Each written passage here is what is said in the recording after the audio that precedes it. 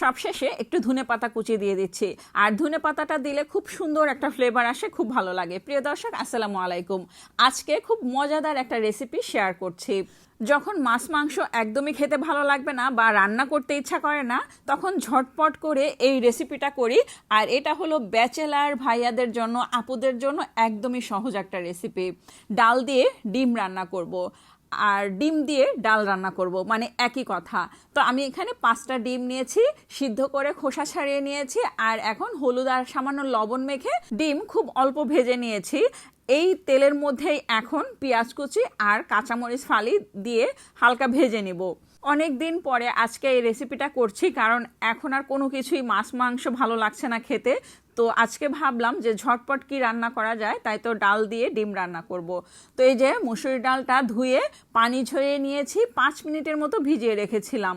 তো ভালো করে ধুয়ে পানি ঝরানোর পরে এখন এই পেঁয়াজ ভাজার মধ্যে দিয়ে দিলাম। এখন মশলা দিব। রসুন বাটা 1/2 চামচ, জিরা বাটা 1/2 চামচ, ধনিয়া গুঁড়া 1/2 চামচ দিয়েছি, হলুদ গুঁড়া দিয়েছি, আর দিয়েছি লবণ পরিমাণ মতো। যেহেতু আমি এখানে কাঁচামরিচ দিয়েছি তাই আর মরিচের গুঁড়া দিলাম না। তেজপাতা দিয়েছি 2-3টা। এখন খুব ভালো করে ডালটাকে কষিয়ে নিব। এই ডাল কিন্তু হাতে মেখেও বসানো যাবে। এখন ঝোলের পানি দিয়ে দিচ্ছি 1/2 লিটারের মতো। আমি এখানে পানি দিয়েছি যাতে করে ডালটা খুব ভালোভাবে সিদ্ধ হয়। আর মুসুরি ডাল কিন্তু খুব দ্রুত সিদ্ধ হয়ে যায়। তো এই যে বলক চলে এসেছে, আমি এখন এখানে টমেটো দিয়ে দিচ্ছি। একটা টমেটো ফালি করে কেটে রেখেছিলাম, টমেটোটা এখন দিয়ে দিচ্ছি।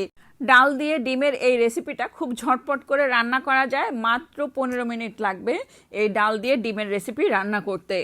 যারা অনেক ব্যস্ত থাকেন তারা এরকম মজাদার একটা রেসিপি ঝটপট করে রান্না করতে পারেন। এখন দিয়ে দিলাম ডিম, ভেজে রাখা ডিম দিয়ে দিয়েছি।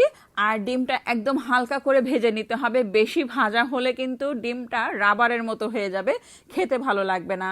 তো এই যে প্রায় হয়ে এসেছে, এখন সবশেষে ধনেপাতা কুচি দিয়ে দিচ্ছি। আপনারা চাইলে এখানে ভাজা জিরা গুঁড়াও দিতে পারেন যদি ধনেপাতা না থাকে।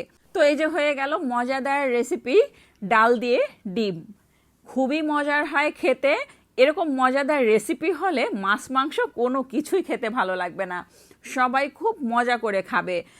বাচ্চারা কিন্তু অনেক সময় মাছ খেতে চায় না। তো আমার বাসায় এই ডালটা হলে সবাই খুব মজা করে তৃপ্তি সহকারে খায়। আর সঙ্গে যদি আলু ভর্তা থাকে তাহলে তো আর কোনো কথাই নেই, খুব মজা করে সবাই তৃপ্তি সহকারে খাবে। তো যারা ব্যাচেলার ভাইয়েরা আছেন, আপুরা আছেন, তাদের জন্য খুব সহজ একটা রেসিপি, মজাদার একটা রেসিপি শেয়ার করলাম। রেসিপিটি ভালো লাগলে একটা লাইক দিবেন, কমেন্ট করবেন, এবং যারা এখনও আমার পেজটি